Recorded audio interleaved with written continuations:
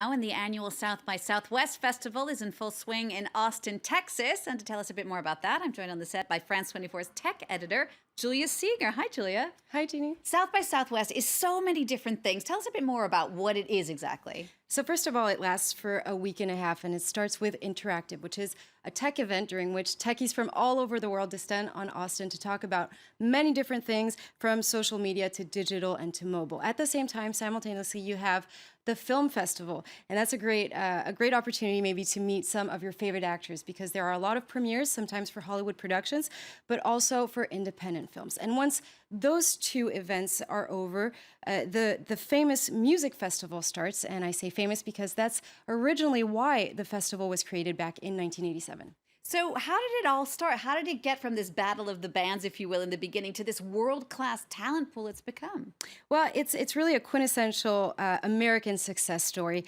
Three friends, three journalists that worked for the Austin Chronicle came up with the idea of creating this music festival. At the time, it was just to showcase Austin's music scene to the rest of the United States, and they managed to do it a year later. The event happened, and they were expecting only 150 people. And what happened is that 700 people showed up. So it was a huge hit right from the get-go, and that was the very first edition of South by Southwest. So Jeannie, you might ask yourself, why is it called South by Southwest? Well, the answer is actually pretty straightforward. It's a play on words from the Alfred Hitchcock classic North by Northwest. Now, it's been 30 years since this festival was launched, and it's still a musician's launch pad. Several artists, like John Mayer, for instance, in 2000, or British artist James Blunt, really made their debut there.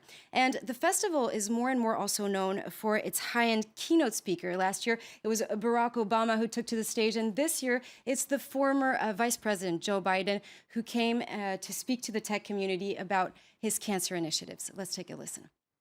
You're the future.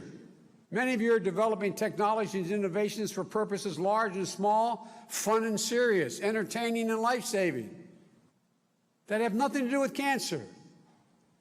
But you can make a gigantic impact. We need your ingenuity.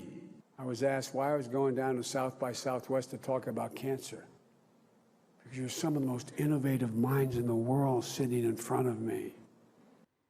So there is probably the only festival in the world where former presidents and vice presidents hang out with geeks and with singers and country singers. And that's probably why it's such an exciting festival. Another reason is probably because it's become, a crystal ball for pop culture. Everything that comes out of South by Southwest is usually a very good indicator of what will become a huge hit in the mainstream pop culture in the next 6 months to come.